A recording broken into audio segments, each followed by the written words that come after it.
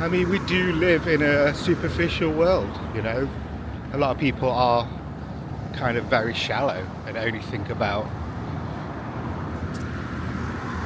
you know, surface level things. But there are still, you know, the deeper thinkers out there. There's still the people that actually utilize introspection and look at things with real eyes.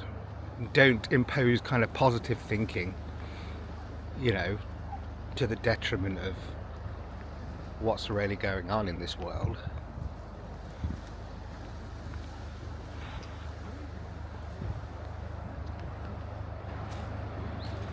Wow, it's gone really misty around here. Where's this going? Oh god.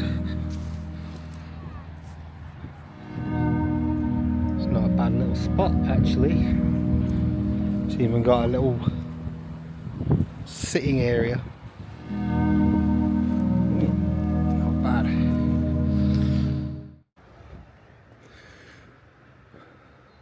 I guess I might see myself as more of a dark worker than a light worker. And I don't mean in the kind of team evil kind of sense. But having worked with a lot of darkness in my life and, you know, learning how to be an alchemist in that sense has kind of built up a lot of spiritual strength, you know, and that seems to be where I find my power. And plus we're in a dark world too. You can't look at the world and think, oh, this world's not sick. I mean, you know, obviously with the media it looks horrendous, doesn't it? What gets reported on in the state of humanity, I'm not sure how you turn that ship around, but I suppose you've got to have a little bit of hope because you don't want to end up becoming really bitter, which I feel can sometimes take a hold of me. Over again. So I'd rather utilise pronoia, as I've mentioned before, because I do think we're in a simulation of sorts that can be manipulated, that's malleable at that quantum level, and you just got to kind of master a inner spiritual charge to be able to manipulate it or have things come to you that will fulfill your soul. And less obstructionism, because it gets to the point where, like, I've exhausted a lot of avenues with creativity, didn't seem to get anywhere with it,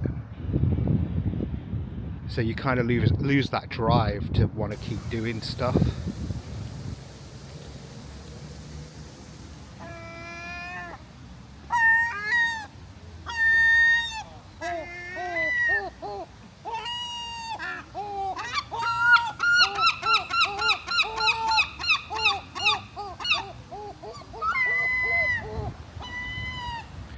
And I kind of like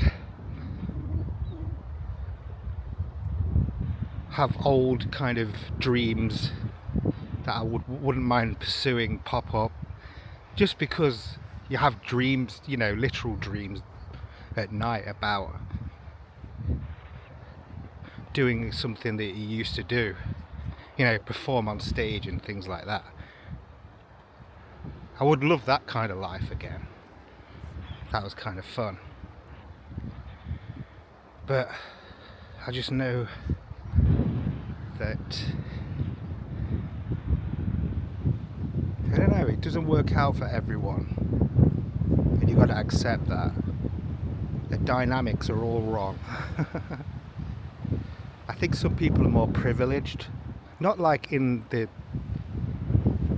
you know, the woke sense, but I mean like it's almost like you're preordained to have a certain type of success happen for you during when you're alive, and you have like the support network, you have like, you know, the funding and it all, and the opportunities just kind of throw themselves at your feet, it seems, with a lot of people. Although I know there's a lot of struggle that people have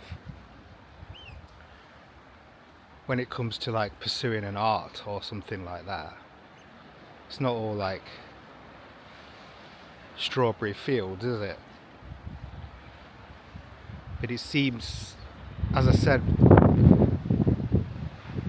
even if you have a crappy attitude, you're going to be that guy that needs to be in that position regardless of like the law of attraction and things like that. Like, you know, the story with Jim Carrey, for instance. It's proper windy now, isn't it? He said that he wrote a check to himself